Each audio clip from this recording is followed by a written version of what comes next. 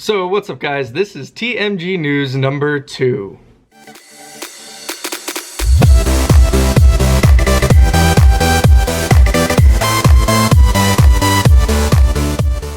Okay, so what's up guys, today's TMG News is going to feature a couple different topics. We've got everything from VR to computer to Call of Duty to a little bit more VR, and then at the end of this video I wanted to try and feature a couple of different bands, or in this video specifically one certain band that I've been working with personally. Anyway, let's get this started off. So here's the first article. First article is about this new company called Zen Marino. They have developed a eye tracking, plug and play eye tracking kit, and it should be coming out here soon. What they're doing is they've developed this thing that has a USB receiver and it's going to plug into your HTC Vive. And basically it has 2 USB ports and it'll plug into the glass part so that it'll extend the glass as part of it, and then you'll put that on and it's going to have a certain eye tracking to it. What this does is it's supposed to cheapen the cost of an HTC Vive setup. What they mean by that is the HTC Vive is still going to stay the same price and you're going to pay the extra $220 for this, but their claim is that it should cheapen the cost of the computer because of this new rendering they have. Let me let you watch this video first from their little thing called A-Glass, and then I'll check in with you in a second.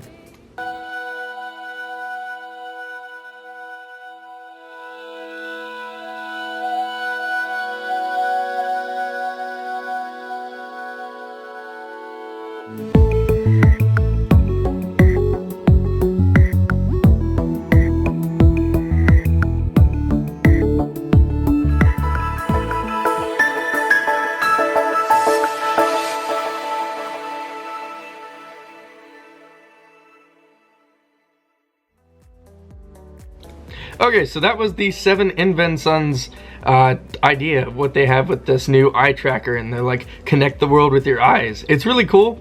I think it's gonna be pretty cool. I wish they would take the price down because I think the $220 is the price that's gonna knock off of the computer. So the HTC Vive setup is still gonna be the same price when this comes out. That's just my speculation. Hasn't come out yet. Still pretty cool.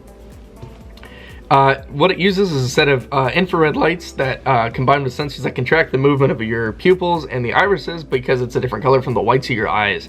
That's the way they do that. There's a couple of videos you can check out on this article. It'll be linked below, where you can see this guy testing it out and seeing how far it extends.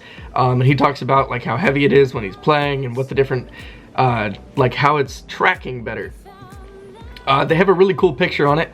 A little bit like halfway through the article, and it's got a funhouse type of thing, and it's shooting this certain gun, these clown looking faces, and you can see where the new rendering in the software for these glasses takes it down so that it's like blurred on the outside, but where you're looking is gonna be what's in focus or what's quote unquote fully rendered.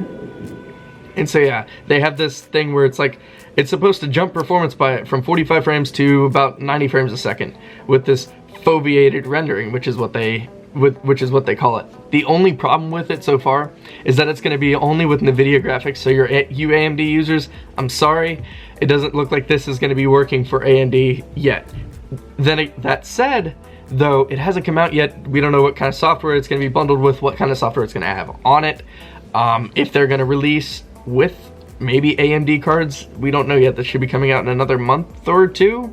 Hopefully, that's what it says. But yeah, thought that was really cool. Thought that really needed to make this TMG news because it's really present for VR and it's super cool as far as the future of the tech of this industry. That's super cool. Check out Zen Marino.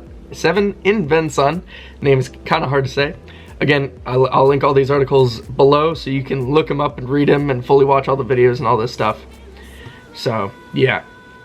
Anyway, just wanted to say a quick note. I've been switching. If you follow me on Instagram or Facebook, you will have noticed that I posted a drink. We're going to take this video and I'm going to drink an entire cup of this awesome juice. I've been buying these new juices called Bolt House Farms. It's like fruit juice. Basically, they pack a bunch of fruits in them. And I'm not a big fan of fruits, so I'm getting my fruit servings through this. It's really healthy. Here's my green juice. I got it from my boss, Dallas. He was like, he drinks this like Green Madness, or yeah, the Green Machine, excuse me. from Naked, as most of you probably know. Anyway, little cut there. I'm gonna be drinking that. Just want to let you know why I'm drinking that and how long this episode will be. Okay, this next article, super cool. As I talked before in the VR video, if anybody's checked that out with John McBride. John Blythe is my sax repairman. Anyway, VR gloves. This is a super cool technology. This is the technology that simulates that you have something in your hands when you're in virtual reality. If you scroll through the article, there's got a couple of pictures where they got a fake weapon and all that, and it shows the tracking in a GIF file on it. That's super cool. It's a Kickstarter. They're limiting it to $400 pairs, but it's going for $399, so you can pre-order it right now on Kickstarter for about $399. Excuse me. And it's a special promo price, if you will, as they're calling it, being 20% reduction of what the retail price is going to be. But I think they're just looking for money because this is an expensive project and they need to develop it. They're so far they've surpassed their $100,000 goal with a month to go. Go check it out pretty quick. Hopefully this doesn't die by the time this comes out. So yeah, go check this out if you want it. If you have an HTC Vive and you want a pair of gloves, the Vive Tracker will go on it. Or it may have a Vive Tracker. It doesn't say in this article. It's supposed to be really cool. It's got these like weird pressure plates in it that's supposed to simulate pressure and weight and using your hands. They're really big though. I don't know how clunky they're gonna be. I really want to get my hands on them inside of a pair, not on a pair, but inside of a pair, and really use them and figure them out and see how they work. But they look like you just got like these like Iron Man hands. They're super huge and like super bulky. And I wonder when you're using it, like putting it up to your face or something, you can like punch yourself in the like face because you don't know how big your hands are, or they're not actually that big in the game. Anyway, super cool. Love that we're having with VR gloves coming out and all these different technologies with that. That is super cool. Super excited about that. Okay, let's hit the next article. As you all know, you all use Google Drive. There is Google Drive, and there's a bunch of different cloud storage options. You get a phone, they offer cloud storage. You can buy a Western Digital hard drive, you get a free like 100 gigs of like cloud storage, even when you buy SSDs and stuff like that.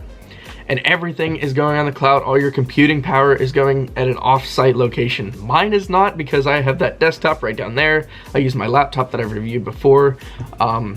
And so I have physical computers, but a lot of people are using these virtual places to store and even use computers. One place that I know that this happens at is a lot with like 3D model rendering. Blender's a huge purpose of that. If you go to Blender's website, it's a free 3D modeling program. If you're into 3D modeling, go check it out. I'll link that in the description. That's super cool.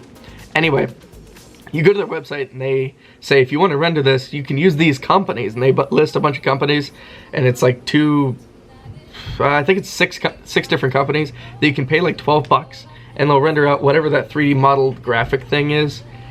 Super cool. But anyway, this article from TechCrunch, the title is "Your Next Computer Could Be in a Data Center." Okay, so as I was saying before, you're using a lot more streaming objects that your computer is actually in some other place. So like for instance, Google Drive, all the videos you watch on Facebook, and even with the Blender thing that I was talking about where you're doing 3D graphic modeling, you're actually using a computer that you can pay for off-site. So it's one of these data centers that have lots of these computers. In this article, there is a really cool company. It's a French startup company called Blade, and they're working on a service called Shadow, and their service is kind of like the old days of the internet, where you paid for limited time access for internet. This is a paid limited time access to a computer. You still need the storage for your computer, so you would still buy a hard drive. Your machine would be a lot smaller, and all you would need is a screen and an internet connection. So you would connect to this computer, and what they have is they have server grade Intel Xeon processors that are split up. So it's not going to be one Xeon per computer, but it's going to be multiple Xeons, and they're going to be all with the same amount of processing power per computer, and then an NVIDIA GTX 1070 for each user. So you can quote unquote game, you can quote unquote do video rendering and 3D modeling and all that stuff, but their price instance right now is about $32.70 per month in US dollars, or about 30 pounds a month. Not pounds, euros. Ha! That's funny. I went to Europe. It's okay. Anyway, the problem I have with this article, well, not even the article, just the concept, is that with putting your computer in some other place, like a data center, somewhere out far, I guess, is that there's a latency. The internet isn't totally fast, but then again, with the TMG news number 1 with 802.11ax, the new Wi-Fi, that might change. But it also depends on where this data center is, how far the data has to travel, what kind of connection speeds either has. So I think it's still a concept that needs to be worked on and needs to be tested further. I think it's great that there's a French startup called Shadow already doing this, or I mean Blade with their program called Shadow already doing this. It's a great way to test things. I just don't know if I'm gonna necessarily subscribe to it just yet. I might give it a couple of years. So yeah. Anyway, as you all know and have heard, that's coming out soon, because it comes out almost every year now and we're kind of getting tired of it, is Call of Duty. Except this one has a twist. This one's based in World War II and there's not machines, there's not flying things. Yeah, so the release date is November 3rd. Supposedly that has changed in the past couple of years. They say that their open multiplayer will be featured at this summer's E3, which is super excited. I'm excited to go see that. I might do a couple of episodes or something on E3 because it's the biggest game showcase in the world. Anyway, I'll let you watch the reveal trailer here. Here you go.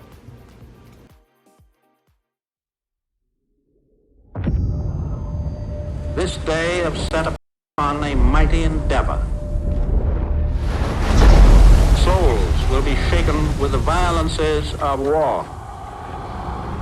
In this hour of great sacrifice,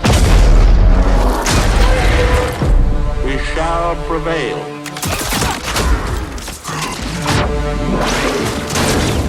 Get your head down and keep moving!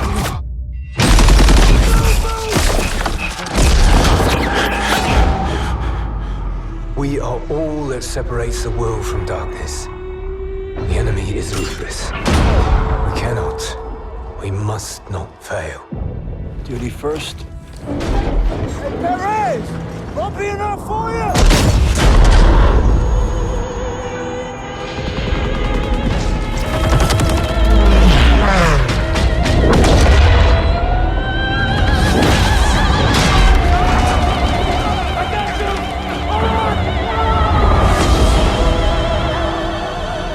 Casualties. We executed the mission. Get me the fuck out of here. How many? We had orders! Get to cover!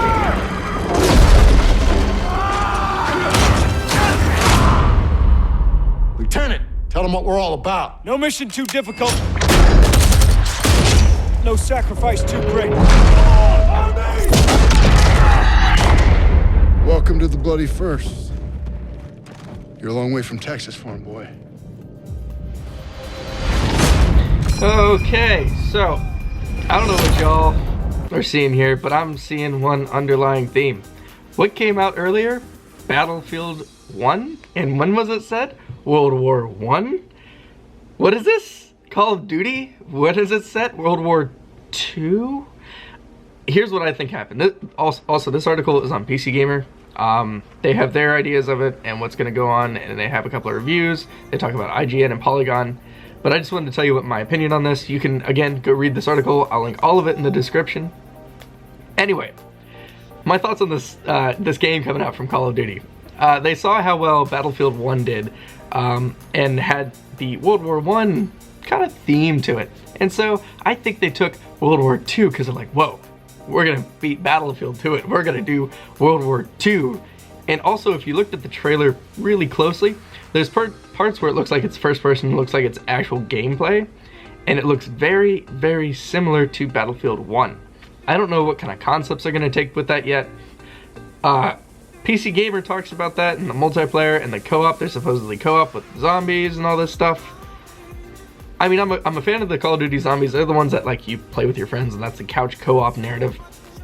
But this looks like a Battlefield game, straight up. I don't know what to expect from that. I like my Battlefield, and I like Call of Duty. Call of Duty is that run and gun, like Lone Wolf, and Battlefield is that we're on a squad, we're in a team, we're doing this together type of team building exercise. Just my 2 cents on it. Go check it out. Keep watching like trailers and all that stuff. look at this article. So yeah, let's move into the next one. I am doing this article on one of my English research papers. This is super, super cool. It's a very short article. I really want y'all to go listen to this. I'm not going to play through the whole podcast due to the fact it's a 40-minute podcast. Anyway, this father and this mother, they have autistic children, and they're working with scientists and ways to not experiment with autistic children, but work with them better so that they have a better learning, or they're doing better, or they interact socially better. It's really cool, and it looks like it's going to really help with things. Anyway, they take VR and they're working with this company called Research VR. Basically, the podcast outlines how they put these VR headsets and put the children in scenarios that were very easy to understand and kind of figure out and see how they reacted, studied that, and see if it was beneficial or not. Definitely go check out the podcast of this. I think it's super, super cool. The two main people in here is, I apologize if I say your name and you see this video. It's Kirill Pokutny and Sergey Terashenko. Anyway, they started this Sensorama lab 7 years ago, and their whole idea is to facilitate the exchange between experts from different fields, and then they're putting all of that work into this Research VR and for autistic children, which is really cool. I've had lots of friends that have been autistic and still are some of my good friends, and if this can help any of that social interaction as a kid, that would be the best. Cool. Okay, here we're coming to the end of the video, and where I wanted to showcase one of the bands that I am either working with or some music that I think is cool that needs to be showcased here. Let me show you a quick little snippet from a song from a band that I work with closely and are my good buddies, and they need some views. Go check it out. I know you're gonna like it. Here is Zen Marino and False Nostalgia. Good song. Just released it, gonna be part of a full length. Here you go.